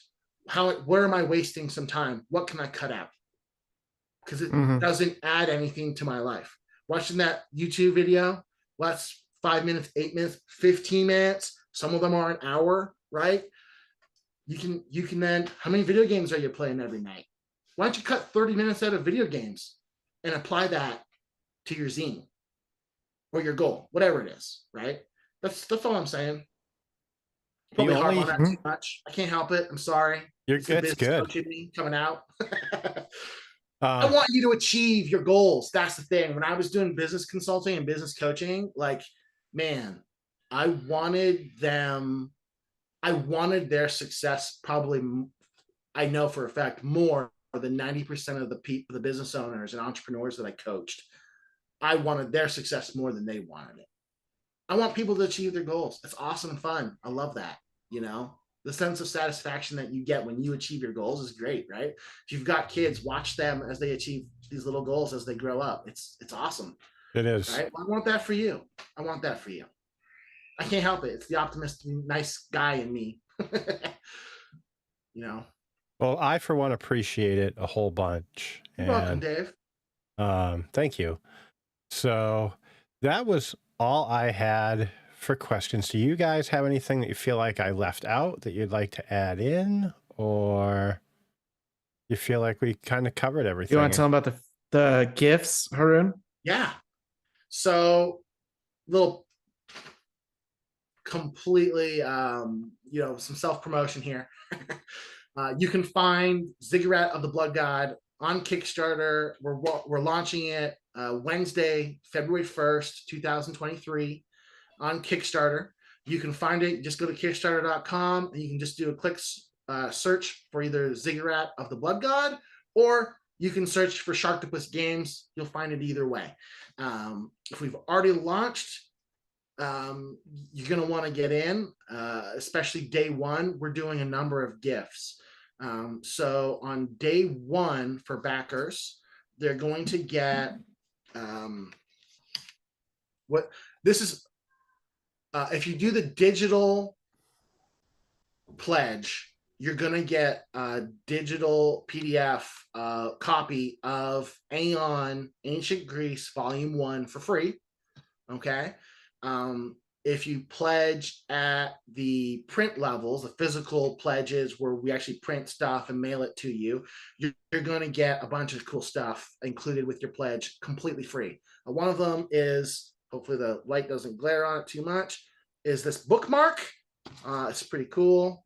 It's like a miniature version of the cover where you can see the dude's gotten brained from the blood god. Don't take no crap.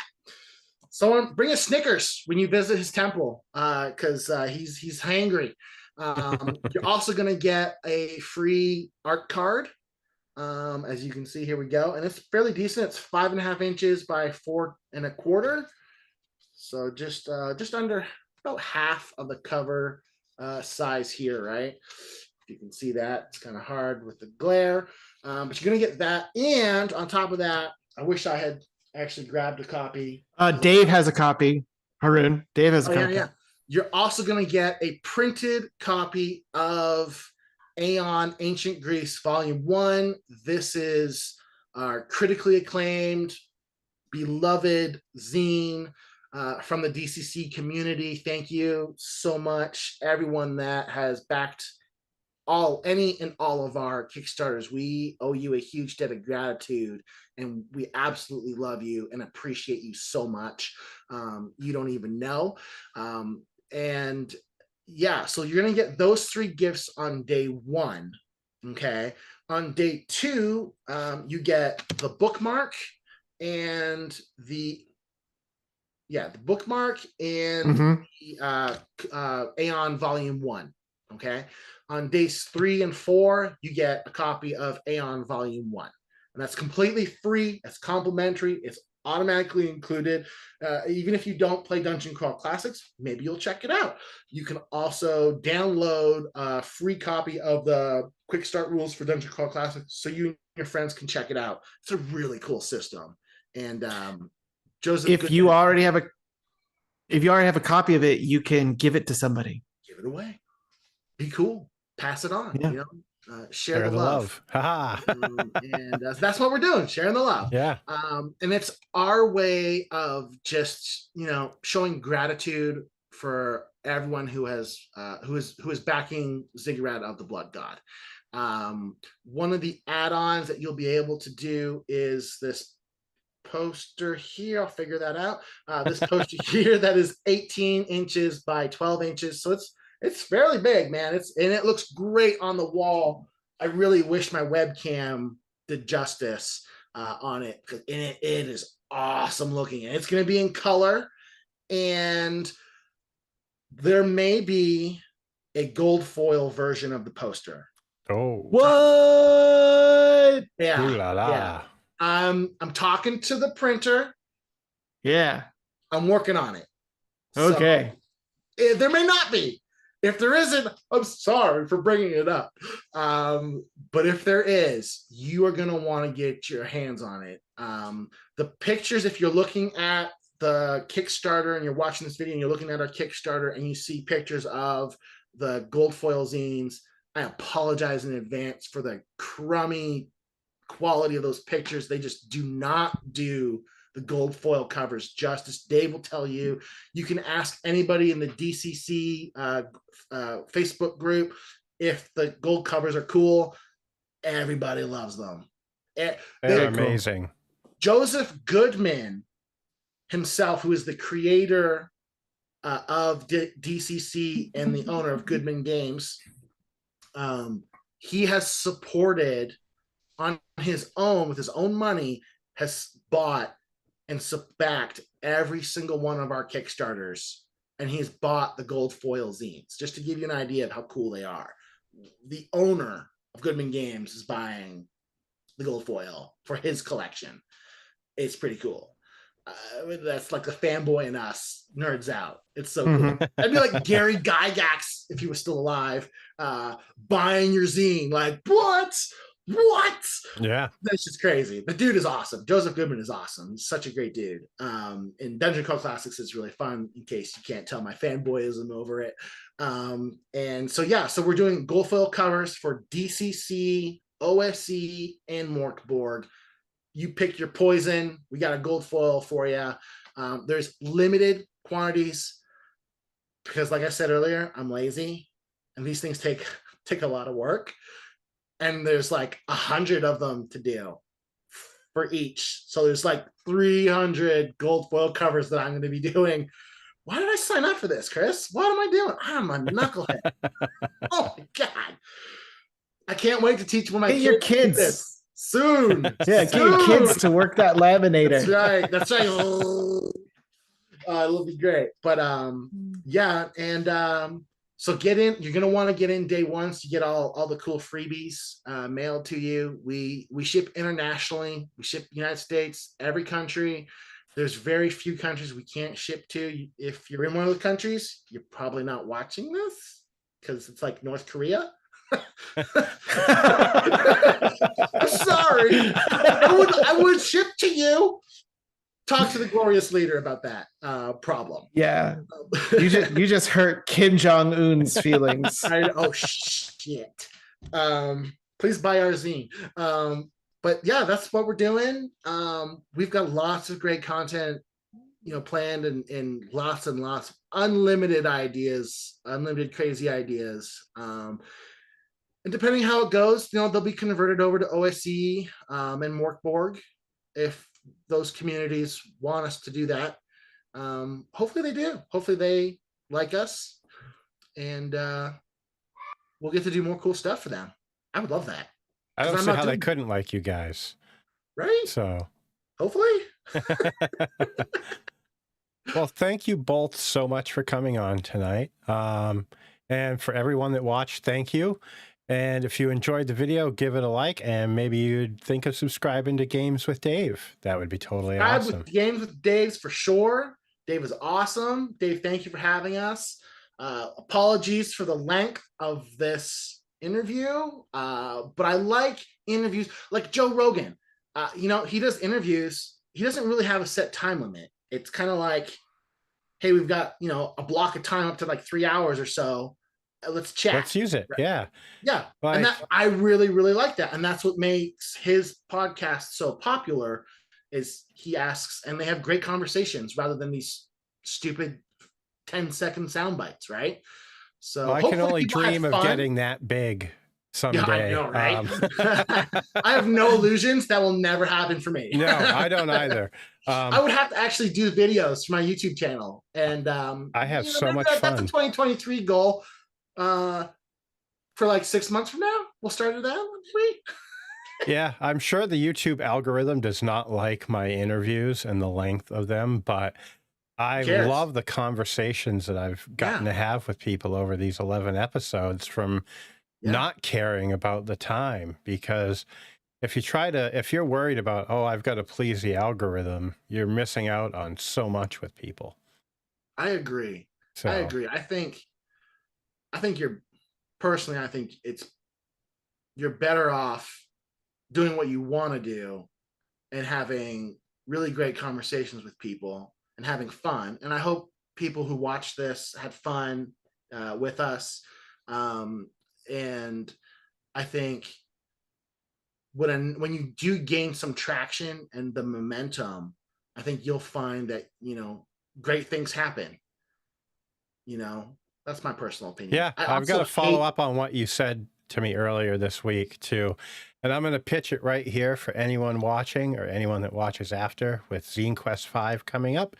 If you'd like to get interviewed and pitch your product and have a damn fun conversation, hit me up and let's do it. So awesome. We've got a fun month ahead of us with Zine Quest and with Ziggy and with everything coming up. There's so many good zines coming out. Oh my gosh. There goes all the money I was going to make. It's gone. Yeah. It's gone.